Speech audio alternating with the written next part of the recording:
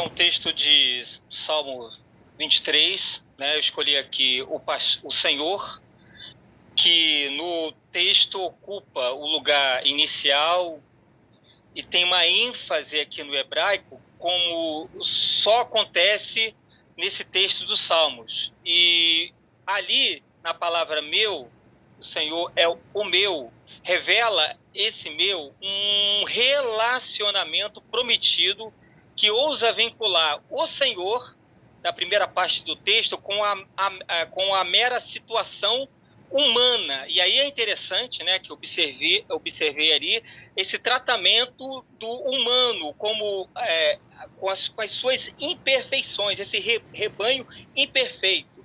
Tudo no Salmo decorre deste contexto. Na palavra, então, pastor, Davi emprega essa metáfora mais compreensiva e íntima que até aqui se achou nos Salmos, pois usualmente preferiu a palavra mais distante em outros textos do mesmo Salmo, como, por exemplo, o rei, o libertador, ou mais impessoal em outros textos de Salmo, ele usa a palavra rocha, escudo, etc. O pastor, neste texto, ao contrário, vive com um seu rebanho sendo tudo. Aí a palavra interessante, tudo para ele. Esse tudo, diz o comentarista, guia, esse tudo, médico, esse tudo, protetor.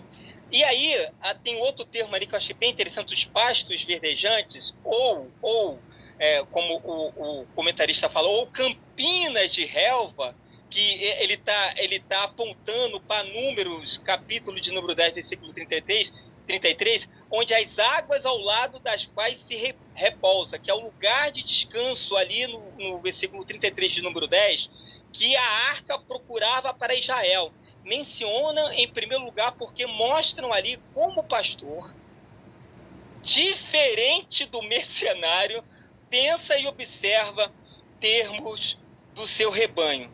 Se não agisse assim, faria um trabalho insuficiente, tão adequado como o do pai que não aprendeu a pensar e sentir como um homem de família. Deus não teria adotado um rebanho, e aí esse Deus, né, fraterno, comunitário, esse Deus não teria adotado um rebanho, uma família, se não tivesse a intenção de formar uma vinculação permanente entre ele e Deus, Certo. e ela, sim, o seu rebanho. Show. Isso aí. Agora, novo. Vamos lá pro João, né? João, eu peguei o comentário aqui do Chaplin que diz aqui No, na no parte... Antigo Testamento você usou qual comentário? De quem? No Antigo Testamento eu usei o comentário espetacular, melhor do que o Chaplin da Vida Nova, série cultural bíblica. Ah, tá, legal. Tá bom? E do Novo Testamento, deixa eu mostrar aqui, se dá... que eu sempre erro o nome dele. Champlin. Champlin. Não é Tá Chaplin, aqui, não, é grandes... Champlin. É Chaplin, eu chamo de Chaplin. Daqui a pouco eu vou chamar Chapolin. de Chapolin. Por isso que eu nem ouço falar a palavra do hebraico, pagar amigo aqui em frente do meu professor. Eu prefiro usar no português mesmo. Primeiro, eu destaco aqui quando ele fala sobre o comentário porque Deus amou o mundo. Em primeiro lugar, o versículo apresenta o fato de Deus, a existência de Deus, não é um assunto que a Bíblia tenta provar. Isso aí. Uma boa provocação. Exatamente. Não é um assunto de Gênesis a Apocalipse. Ele cita aqui vários textos, né, desconstruindo essa narrativa de usar esse texto para tentar provar isso. Não é isso. Não é isso. Né? E eu gostei dessa palavra aqui dele. E eu queria destacar uma outra aqui, o Filho unigênito. Isso expressa a geração eterna do Logos, embora não expresse nenhuma ideia quanto ao princípio do tempo. Antes expressa uma forma particular, nessa palavra filho unigênito, uma forma particular de comunhão. Ele não está preocupado do tempo, né, da palavra do filho ali nesse contexto. Da ideia outra... assim de que é o primeiro, foi criado o primeiro. A preocupação não é essa. Muita gente não tenta dizer, aqui está dizendo que Jesus foi criado, né? Não, não é isso. É união, é exatamente essa a ideia. Para todo aquele que nele crer não pereça, aqui é descrita a fé em sua grandeza, porquanto é por um intermédio do homem Jesus. E aqui ele começa a discorrer uma coisa que o senhor abordou, né, que é o objetivo do texto, dos objetivos do texto, é desconstruir uma religiosidade, né, impregnada ali em Nicodemos. Isso. Entendeu? E ele está ali justamente falando assim, ô Nicodemos, aqui eu quero falar com você de metanoia, transformação de mente, novo nascimento. Eu quero trabalhar isso com você. Você conhece muita coisa. É isso aí. Doutor. Então eu quero te apresentar alguém que é acima de todos os doutores. E você precisa conhecer. E só vai conhecer se você nascer de novo. Esse é o objetivo central do texto que eu abordaria numa pregação. Certo. Acho que tá bom. Beleza, é isso aí. Então, cada um de vocês foi trabalhando de uma maneira. E isso que a gente fez, que vocês fizeram, não é mensagem. Certo? Vocês fizeram análise exegética. A partir desses conteúdos que vocês levantaram, é que você vai montar a sua mensagem. E a gente vê que cada um de vocês dá para abordar uma coisa, dá para seguir uma linha aí, né? Vamos lá. Marlon tá na área, dá para falar?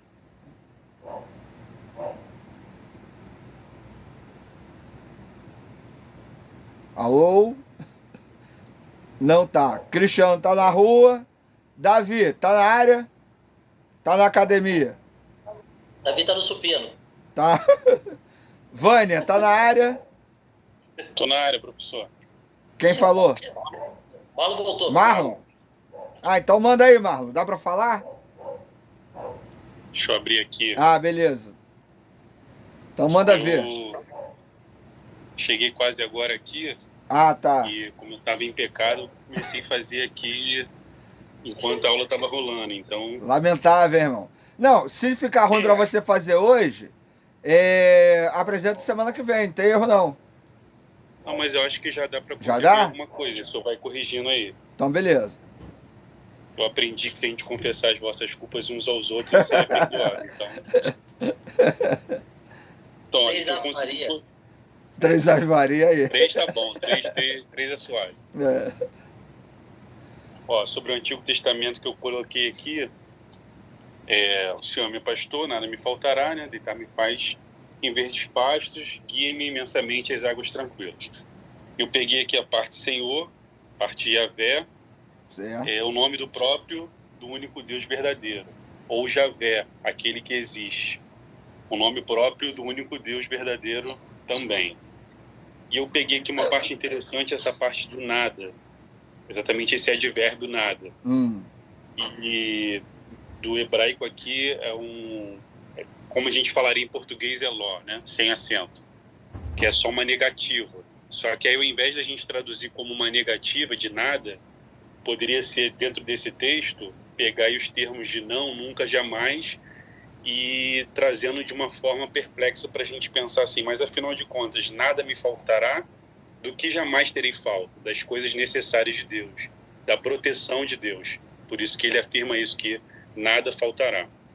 Então, portanto, nada, na tradução do Almeida, é a melhor possível nesse contexto. E peguei o outro aqui que eu acho que fala assim, hauau, que é na raiz primitiva, apacentar, cuidar de alguém, alimentar, referindo-se ao povo como um rebanho. Então, o Salmo 23, por excelência, é um salmo de confiança, que eu colocaria nas visões de hoje. Ter confiança em Deus, porque Ele é o que realmente cuida em todas as circunstâncias. E ele, por excelência, é um salmo de confiança, diretamente da maioria dos salmos, onde se manifesta ali por súplicas e orações. Nele a gente encontra uma confissão na segurança que vem da parte de Deus como pastor e anfitrião de tudo isso. Show. E acho que essa parte aí dos salmos que eu coloquei foi isso aí. Tranquilo. Eu peguei aqui no portal luterano. Você usou o quê? Eu usei o portal luterano. Ah, pra me tá. dar essa Não, visão. beleza. E o João 3,16, eu coloquei que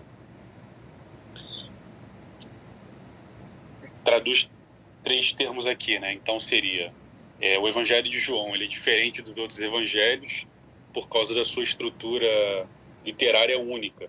Ele segue um padrão de narração temática em vez de estritamente cronológica, Sim. tendo um foco acentuado na teologia espiritual de Jesus e na sua relação com o Pai. O que diz respeito ao contexto cultural, era um tempo de grande expectativa messiânica entre os judeus. Eles ansiavam pela vinda do Messias, que libertaria o domínio romano. Falar um pouco sobre a autoria. Ele é um dos 12 apóstolos, como a gente fala, que é João, comumente aceito como João.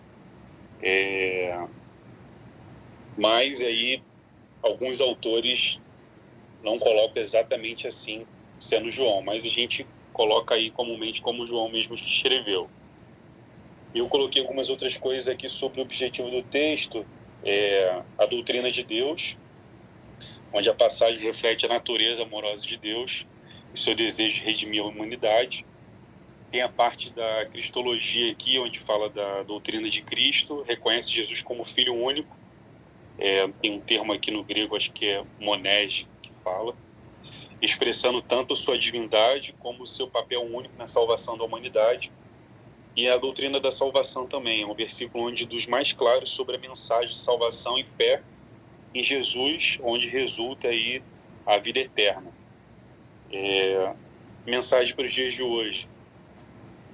O que o amor sacrificial de Deus por mim manifesta seria qual o significado para a minha vida, como posso aplicar, eu faria várias perguntas. Certo. Como eu posso aplicar o amor incondicional de Deus na minha interação com as outras. Ih, ficou mudo, Marlon. Marlon, tá mudo. Vê. Peraí. Opa. Não, eu tô escutando aqui. Voltou? Ah, voltou aqui pra mim. Pra mim voltou agora. Vai. Então, para os dias de hoje, eu colocaria perguntas. Como a promessa de vida eterna pode transformar minha perspectiva sobre a vida e a morte? Que mudanças posso fazer em minha vida para viver de acordo com a verdade que João relata aqui? E eu acho que foi isso. Beleza. Não sei se faltou alguma coisa. Então, cada um de vocês, mesmo fazendo a tradução, pesquisa em ambientes diferentes, não fugiu muito um da ideia do outro. No caso de João 3,16, é legal vocês pensarem o seguinte: esse texto, ele não está falando só dessa questão da evangelização. Há um conteúdo teológico forte, né? Até o Marlon lembrou bem sobre o próprio propósito do Evangelho de João, que é apresentar Jesus como Deus, né? Ele tem uma ênfase nessa ideia de que Jesus é Deus muito mais forte do que nos outros 3 evangelhos. E por isso, nesse capítulo 3 de João, a gente tem um enfoque sobre essa questão teológica judaica, que, né, na ideia de que o judeu, por obedecer à lei, por ser judeu, estava tudo resolvido. Jesus vai apresentar nesse texto que não, né? Não é só o fato de ser judeu, não é a religiosidade que vai me garantir a salvação, mas é esse me achegar a Jesus, essa fé em Jesus, que muda a minha maneira de pensar. Então isso é uma outra forma, né, também de poder encarar o texto, e não só, né, pela perspectiva teológica, mas pelos próprios termos que vocês traduziram. O Marlon e outros de vocês pegaram aí o monogene, né, que é a ideia do unigênito. Então, só lembrando, isso não tem a ver, algumas bíblias trazem primogênito, né? Mas isso não é só a ideia de que ele é o primeiro a ser criado, mas é a ideia de que ele é um com Deus, ou ele é Deus. Então, esse termo, no grego, koiné, dentro do Novo Testamento, ele tem um significado específico. É igual a gente pegar, né? No Evangelho de João a gente tem logos, tem o arquê, lá em João 1:1, né? Logos e arquê, dentro da filosofia, eles têm outros sentidos. Mas no Novo Testamento, o sentido tá focado para Deus, para Jesus, né? E isso é algo que a gente precisa, obrigado, precisa ter em mente, porque o contexto do Novo Testamento é específico, né? Assim como vocês também viram os termos no Antigo Testamento. Então, o contexto do termo no Novo Testamento não vai ser a mesma coisa, né, na filosofia, ou no grego secular, ou no hebraico secular. Por isso que a gente tem que estar muito atento a isso. O hebraico bíblico e o grego bíblico não é a mesma coisa do que se fala hoje na Grécia ou em Israel, né? Então a gente estudar isso é importante. Beleza? Quer falar? Fala aí, Marlon. Isso que o senhor falou agora sobre ser primogênito e unigênito, meio que justifica, então, quando João, no capítulo 1, diz que ele é o verbo e a palavra. Isso aí. É uma justificação isso, então? Lá no capítulo 1, ele vai dizer que no princípio era o verbo, e o verbo estava com Deus, e o verbo era Deus. Esses termos em grego é justamente para apresentar Jesus como Deus. Se eu quiser um versículo para dizer que Jesus e Deus são a mesma pessoa, é João 1:1, né? A partir do verso 1, né? Em arqueologos, né? Então, em princípio, era o verbo.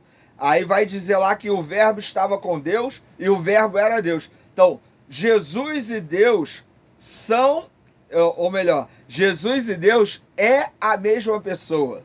E ao mesmo tempo não é, entendeu? É muito legal essa dinâmica que os versos 1 e 2 fazem para apresentar Jesus como Deus. É justamente isso aí. Faz parte desse processo, entendeu? Eu fiz esse comentário porque uns 10 anos atrás eu estava conversando com um testemunho de Jeová, não aqueles que batem na porta, não. A pessoa era mesmo e estava trocando ideia. Sim. E eu citei esse texto de João 1:1 sobre Jesus ser o verbo, que ele estava lá desde o início. E ele falou que não acreditava, que ele acreditava que Deus é uma coisa e Jesus é outra. Eu falei, mas deixa eu te mostrar na sua Bíblia. Aí eu abri a Bíblia deles.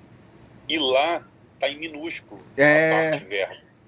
Não dá para ler a Bíblia deles. A tradução deles é diferente da nossa. Vou te mostrar a minha, que naquela época eu não tinha Bíblia no celular, tinha Bíblia física. Eu mostrei a minha, tá vendo aqui, ó, maiúsculo, referindo a Jesus como pessoa. E não como um substantivo, uma coisa do tipo. Não dá, E aí a pessoa bugou naquele dia. A pessoa ficou bugada, ela nunca tinha reparado isso, entendeu? Então, o Testemunho de Jeová, ele tem uma tradução que respeita a doutrina deles. Então não dá para usar a Bíblia deles, entendeu? Adaptada, né? É adaptada para o que eles creem. Então é um cuidado que tem que ter. Se você estiver discutindo, conversando com o Testemunho de Jeová, não dá para usar o texto deles. Que a tradução é de acordo com a doutrina deles, né? E é um cuidado. E eles não reconhecem Jesus como filho de Deus, assim. Não reconhece como Deus.